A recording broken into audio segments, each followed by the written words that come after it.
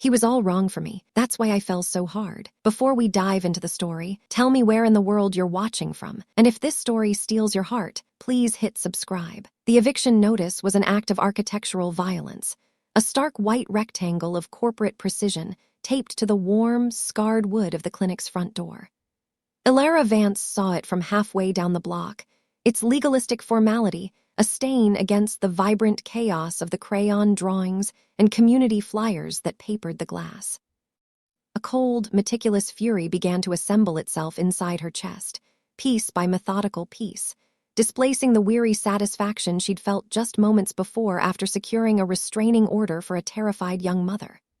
For 5 years, the Haven had been her sanctuary and her battleground, a pro bono family law clinic built from grant money, stubborn will, and the belief that justice should not have a price tag. It was a place of worn floral couches and the constant scent of coffee, a bulwark against the kind of chaos that had defined her own childhood. This single sheet of paper, with its bold-faced letterhead reading, Volkov Enterprises, threatened to demolish it all with the casual indifference of a wrecking ball. She knew the name, of course. Anyone in the city knew the name. Dante Volkov was the city's king of the night, a man who built empires of glass, chrome, and hedonism, his face occasionally gracing business journals with a look of predatory stillness. That a man like that had acquired a low-rise building in a slowly gentrifying neighborhood felt less like a business transaction and more like a declaration of war. Her assistant, a perpetually frazzled but fiercely loyal law student named Ben, was already packing inside, the notice clutched in his hand. He began a frantic litany of their limited options, his words tumbling over one another in a rush of panic, but Ilara held up a hand, her focus narrowing.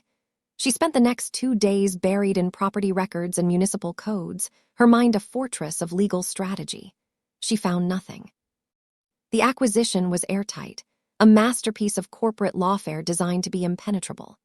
Her only remaining option was a direct appeal, a plea for negotiation that felt like kneeling before a king.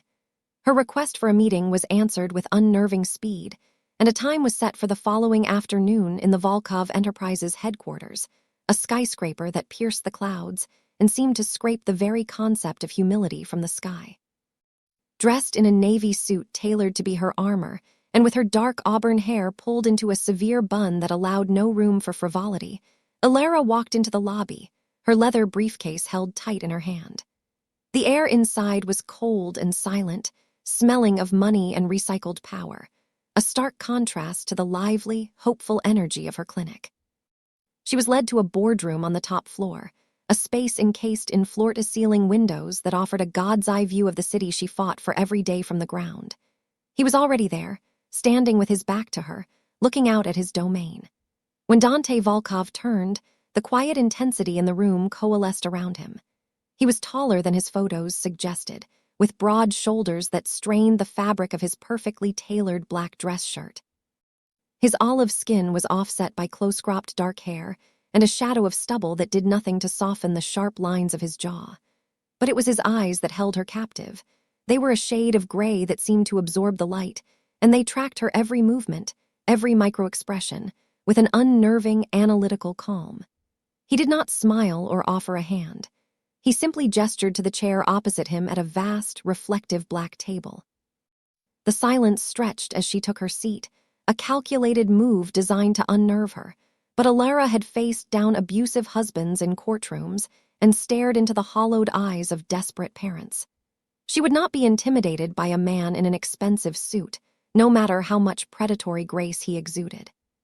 She began her presentation with cool, professional detachment, laying out the clinic's importance to the community, the lives it had changed, the good it did. She spoke of vulnerable families and legal deserts, of the moral, if not legal, obligation he had as a property owner. He listened without interruption, his hands steepled before him, a custom watch glinting on one wrist. The cuffs of his shirt were rolled back just enough to reveal the dense, intricate lines of black ink coiling around his forearms, a jarring hint of something far more primal beneath the polished corporate veneer. When she finished, he remained silent for a long moment, his gray eyes never leaving hers. "Ms. Vance," he said finally, his voice a low, smooth baritone that seemed to vibrate in the sterile air. Your passion is admirable. Your business model is not. You provide a service for which there is a need, but you occupy prime real estate with no return on investment. My plans for that building are comprehensive, and they do not include a charitable tenant. His dismissal was so absolute, so devoid of emotion, that it felt more insulting than any outburst could have. He saw her life's work as a rounding error on a balance sheet. The carefully constructed wall of her composure began to crack, and in that fissure, a desperate, reckless idea took root. It was a lie, or at least, a dangerous exaggeration born of pure defiance. She could never afford a protracted legal battle, but he didn't need to know that. "Mr. Volkov," she said, her tone shifting, acquiring a new edge of steel. "Your acquisition, while thorough, may have overlooked certain local entanglements. This city's bureaucracy has deep roots, and some permits have a way of getting lost, especially when a project might disrupt long-standing community arrangements. Arrangements that are not always documented in public records." She let the implication hang in the air, a whisper of the city's underbelly, of the kind of power that didn't operate in boardrooms. It was a colossal bluff, hinting at a knowledge of his world that she did not possess, but she watched his eyes and saw a flicker of something new. Not alarm, but interest. A predator that has just noticed its prey has teeth. He leaned forward slightly, a subtle shift that changed the entire dynamic of the room. The air grew thick with a new kind of tension, something that went beyond a simple real estate dispute. He was no longer just a CEO. She was no longer just a lawyer. They were two players in a different, more ancient game. A slow, humorless smile touched his lips, transforming his face into something devastatingly handsome and utterly merciless. "You are suggesting," he said softly, "that you are in a position to cause me problems." Alara held his gaze, her heart hammering against her ribs, but her expression a mask of unwavering confidence. "I am suggesting that it would be in both our interests to find a mutually beneficial solution." He considered her for another long moment, his gray eyes seeming to strip away her professional armor layer by layer, seeing the desperation she was trying so hard to conceal. She expected him to laugh, to call her bluff and have security escort her from the building. Instead, he did something far more unexpected. He seemed to come to a decision, one that amused him. "Very well, Ms. Vance. I appreciate audacity. Let's make this more interesting than a drawn-out legal squabble. I will make you a wager." He leaned back in his chair, the picture of relaxed authority. "I will give you my unredacted purchase agreement. You have 1 week, 7 days. If you can find a single actionable flaw, a loophole, a legal vulnerability that my team of 30 lawyers missed, I will not only grant your clinic a new 10-year lease at its current rate, I will personally fund its operations for the next year. But if you fail, you and your clinic will vacate the premises within 72 hours with no further dispute. Do we have a deal?" The offer was insane, a gamble of such high stakes that it took her breath away. It was a test, a game, and he was watching her, waiting to see if she had the nerve to play. Her clinic, her life's work, her entire future, was now a chip on his poker table. With a steady voice that betrayed none of the turmoil inside her, she met his gaze and gave the only answer she could. "Deal." The unredacted purchase agreement arrived at her clinic an hour later, delivered by a silent man in a black car, and contained within a heavy leather-bound folder that felt more like a book of sins than a legal document. It was, as Dante Volkov had implied, a fortress. For 3 days, Alara barely slept, fueled by black coffee and sheer, stubborn determination. She cross-referenced every clause, every addendum, with zoning laws, historical easements, and obscure city ordinances, searching for a single hairline crack in its construction. There was none. The document was perfect, a monument to expensive legal talent and ruthless foresight. On the 4th day, her phone buzzed with a text from an unknown number. It read, "Negotiations are best conducted over a drink. The Onyx Labyrinth, 10 p.m. tonight." There was no name, but she knew exactly who it was from. The Onyx Labyrinth was his flagship club, a place so exclusive that its entrance was unmarked, known only to the city's elite. It was a power play, summoning her from her world into the heart of his, and she knew it. But to refuse would be to concede, to show weakness. So she put on a simple, severe black dress, a stark contrast to her usual tailored suits, and prepared for the next stage of the battle. The club was a masterpiece of controlled darkness and decadent design.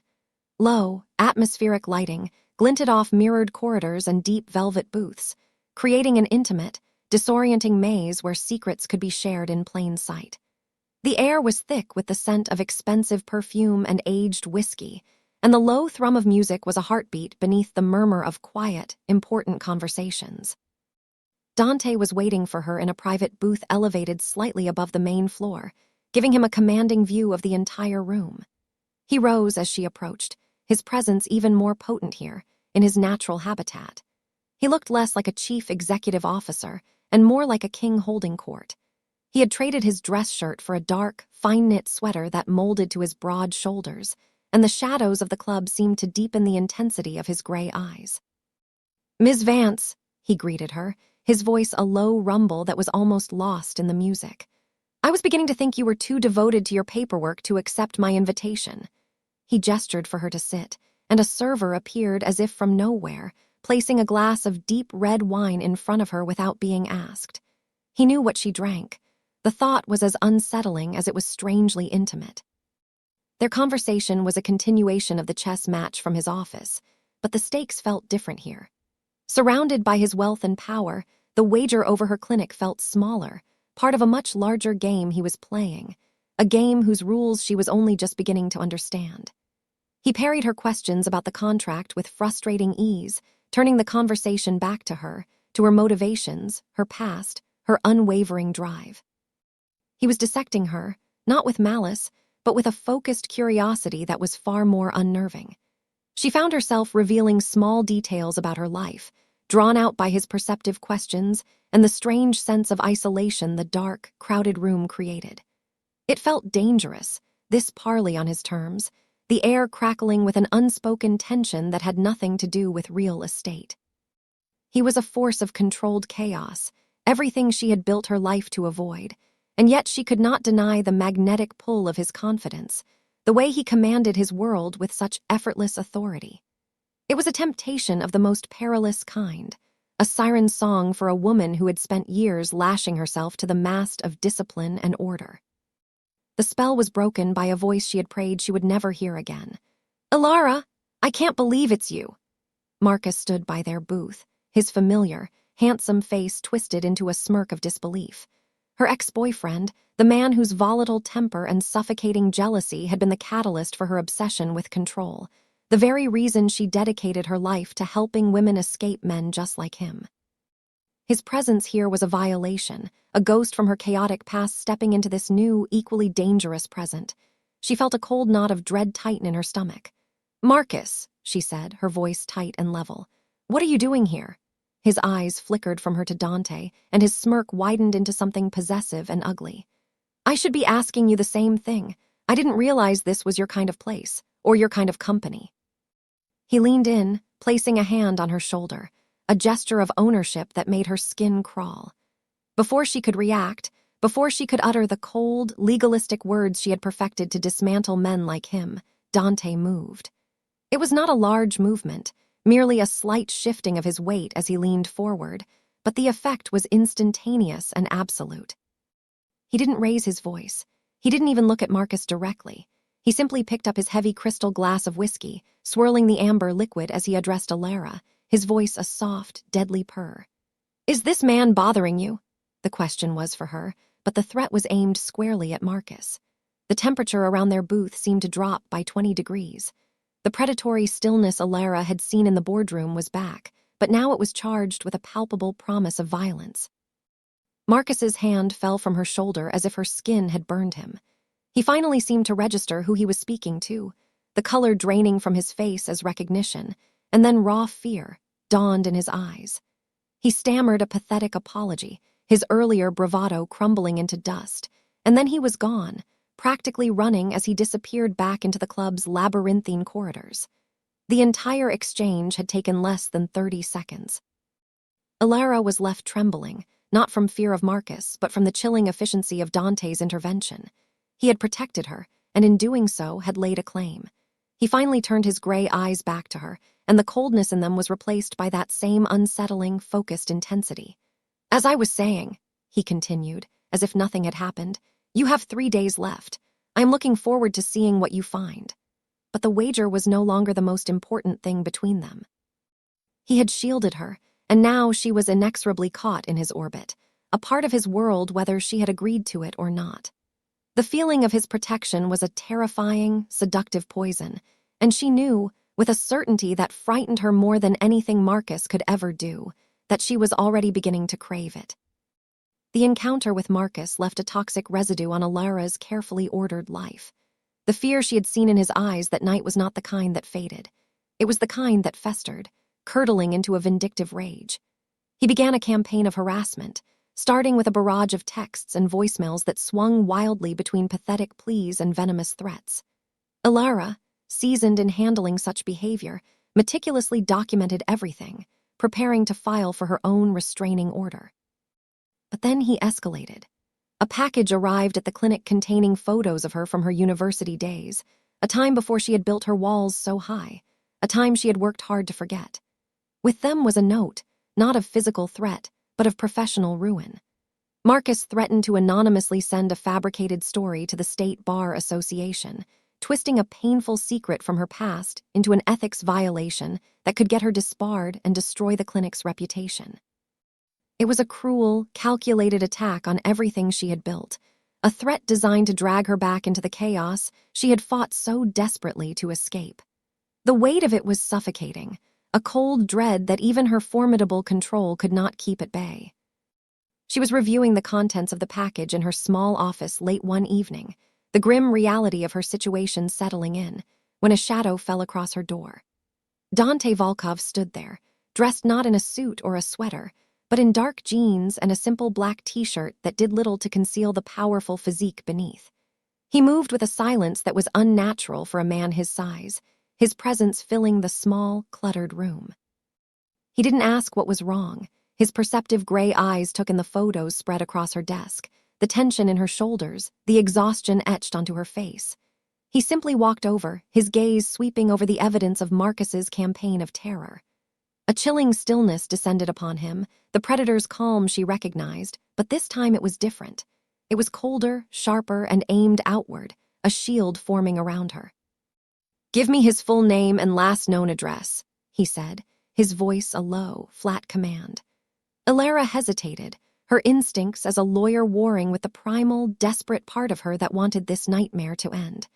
To involve Dante was to cross a line, to cede control in a way she never had before, to invite his darkness fully into her life. Looking into his unyielding gray eyes, she saw not a choice but an inevitability. She gave him the information. He listened, nodded once, and then left without another word. The silence he left behind was heavier than his presence had been. For the next 24 hours there was nothing. No calls from Marcus, no new threats. The silence was absolute, and in its own way, more terrifying than the harassment had been. Alara found herself unable to focus on the purchase agreement, her mind consumed with what Dante might be doing. She had unleashed a force she did not understand and could not control. The following evening, as she was preparing to leave the clinic, one of Dante's silent, dark-suited men appeared at her door. He did not speak, but handed her a simple manila envelope and then vanished. Inside was a single key and a handwritten note with an address, a penthouse apartment in a luxury building she recognized as one of Dante's properties. The note said only, "He will not bother you again. Come upstairs." It was not a request. She found him on the terrace of the penthouse, a sprawling space that offered a breathtaking, panoramic view of the city lights. He was leaning against the railing, a glass of whiskey in his hand, looking out at the glittering expanse below. He turned as she approached, his expression unreadable in the dim light. "It's done," he said, his voice calm, but with an undercurrent of something hard and final. "You don't need to know the details. Just know that he no longer has the capacity or the inclination to interfere in your life, ever again." The finality of his words sent a shiver down her spine. She didn't want to know what he had done, what ruthless and permanent efficiency looked like in his world, but she had to ask. "What did you do to him?" He was silent for a long moment, studying her face, perhaps gauging her reaction, testing her limits. "I introduced him to the concept of consequences," he said at last, his voice low. "I made it clear to him that what is mine is not to be touched." His possessiveness was so blatant, so absolute, that it should have sent her running. Instead, it anchored her, a strange and powerful comfort in the wake of the storm Marcus had created. This raw display of his power, used so completely on her behalf, broke something open between them. She saw the full, terrifying scope of his world, and he had not hidden it from her. Standing there, surrounded by the opulence his dark empire had built, she felt the last of her professional defenses crumble. "Why?" she asked, her voice barely a whisper. "Why would you do this for me?" He set his glass down and closed the distance between them, his large frame blocking out the city lights. He reached out, his calloused fingers gently tracing the line of her jaw, a touch that was surprisingly tender. "Because my entire life has been a war against chaos," he said, his voice raw with an emotion she had never heard from him before. "When I was 17, my father was betrayed by his most trusted man. I watched as our family was torn apart, as the order he had built dissolved into violence and weakness.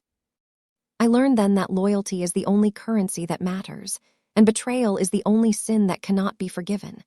I took back what was ours, piece by piece, and I built this," he gestured to the city, "on a foundation of absolute control, so that no one could ever threaten my world like that again." He paused, his thumb stroking her skin. "When I see someone like you, someone who fights to create order out of the chaos for others, who builds a fortress of her own, I recognize it. And when I see a pathetic worm like Marcus try to tear it down, I will not allow it." In that moment, he was no longer just the untouchable Dante Volkov. He was a man forged in fire, his need for control a shield against the wounds of his past. He was showing her his scars, and in their shared battle against the disarray of the world, she finally, truly saw him. The wager, the clinic, it all faded into the background. There was only the truth of what stood between them. A dangerous, undeniable connection forged in shared strength and sealed by his darkness. In the aftermath of Dante's revelation on the terrace, the carefully drawn lines between them dissolved completely. The wager over the clinic became a forgotten artifact of a time before his world had fully enveloped hers. The remaining days of the week ticked by, but neither of them mentioned it. Instead, the penthouse became their sanctuary, a neutral ground high above the city, where the ruthless chief executive officer and the guarded attorney ceased to exist, replaced by two people bound by a fierce, burgeoning intimacy. Their nights were filled with long conversations that unspooled the tightly wound threads of their lives, and a passion that was as intense and consuming as the tension that had preceded it. In his arms, Alara found a surrender that did not feel like defeat, but like a different kind of strength, a yielding to a power that sought to protect rather than dominate.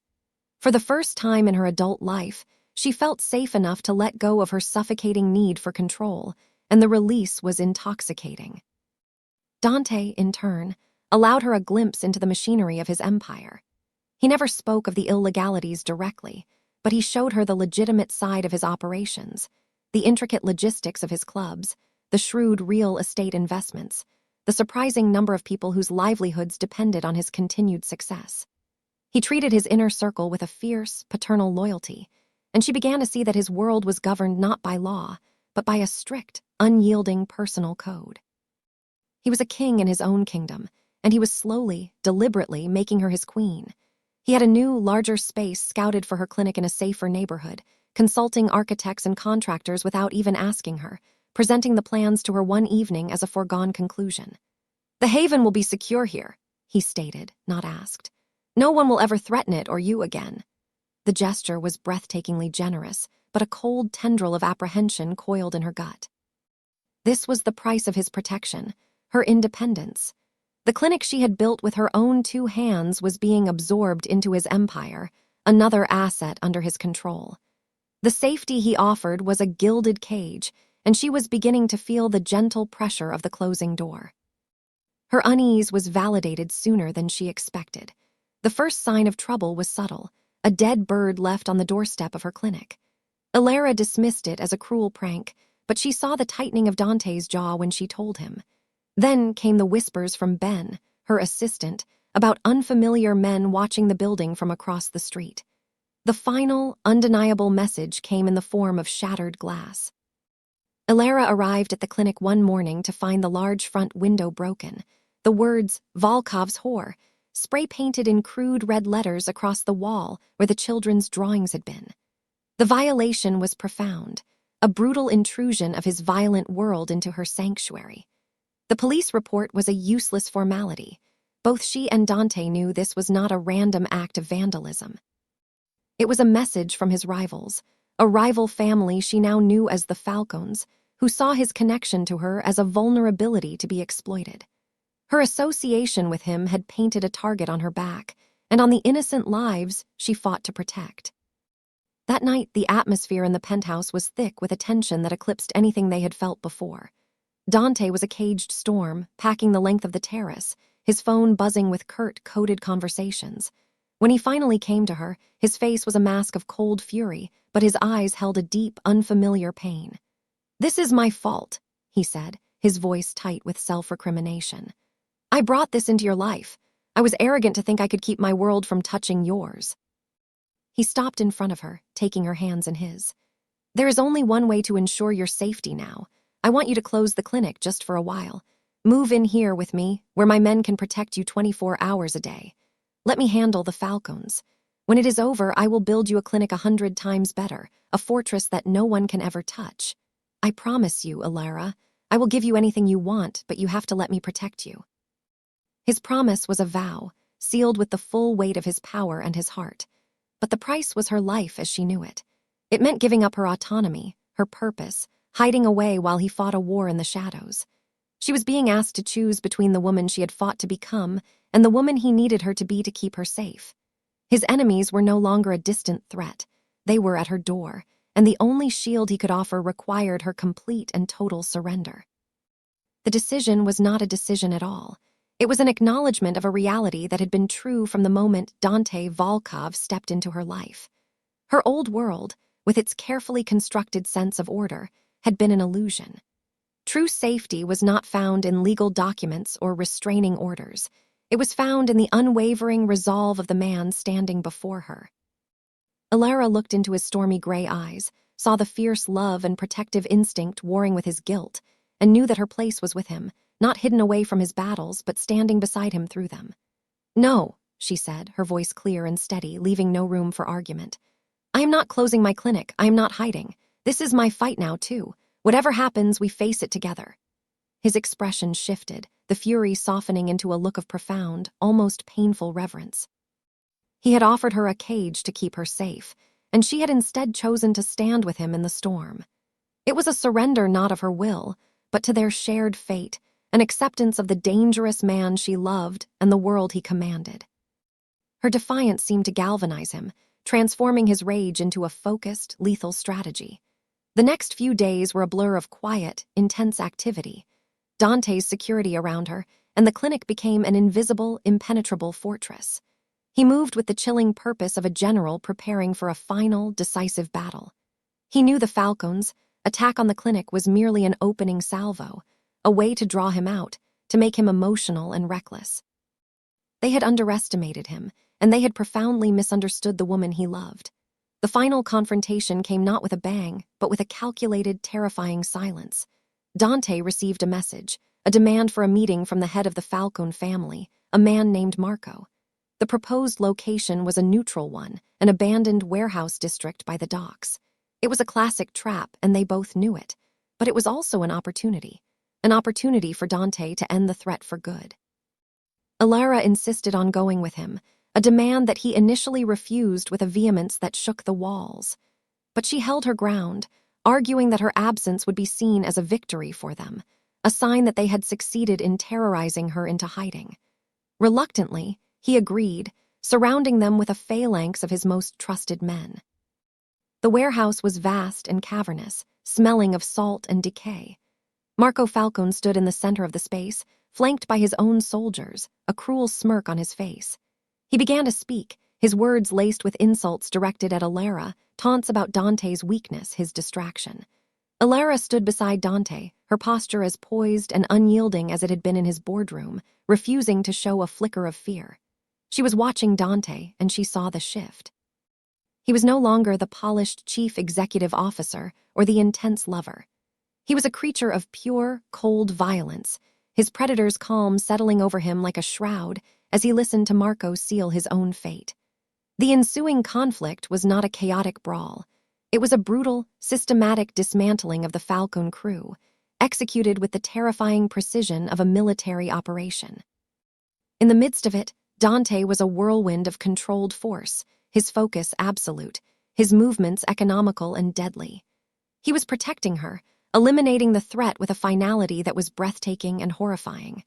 When it was over, and the silence that fell was broken only by the sound of their own breathing, Dante stood before a defeated Marco Falcone. He did not kill him. Instead, he delivered a sentence, a quiet list of terms that would effectively erase the Falcone family from the city's landscape, a fate worse than death in their world. He had not just won, he had annihilated them. In the car on the way back to the penthouse, the adrenaline faded, leaving a profound and heavy silence. Alara had witnessed the truest, darkest part of him, the violence he was capable of, and she did not flinch. She simply reached across the seat and took his hand, his knuckles bruised and bloodied. He flinched at her touch, a flicker of shame in his eyes as if expecting her to recoil. But she held on, her grip firm, an anchor in the brutal aftermath. She had made her choice, and she would not waver. That night, he held her as if she were the most fragile thing in his world, and she felt the deep, shuddering release of a man who had been prepared to lose everything. Seeing the violence of his world reflected in her eyes, seeing the steadfastness of her love in the face of it, had changed him. He knew he could not ask her to live a life constantly on the brink of war. In the months that followed, a quiet but seismic shift occurred within Dante Volkov's empire. He began the slow, arduous process of legitimizing his operations, severing ties with the more volatile elements of his underworld connections, and restructuring his businesses. He promoted his most loyal lieutenant to handle the darker aspects of their security, effectively creating a firewall between his new life with Alara and the necessary evils of his past. He did not abandon his throne. He rebuilt the kingdom to be a safer place for his queen. He fulfilled his promise, funding a new, state-of-the-art building for the Haven, a beautiful, welcoming space with an unbreakable security system and an endowment that ensured its future for decades. Alara had never lost her independence. She had forged a partnership. She ran her clinic with the same passion and dedication, a beacon of order and hope, now backed by the formidable resources of the man she loved. Their life found a new rhythm, a balance between her world of justice and his world of power. The danger had not vanished, but it had been pushed to the distant perimeters of their life, a tamed beast that now answered to him. Standing on the terrace of the penthouse one evening, looking out at the city lights, Alara leaned her head against Dante's shoulder. She had once believed he was all wrong for her, a force of chaos she had to fight.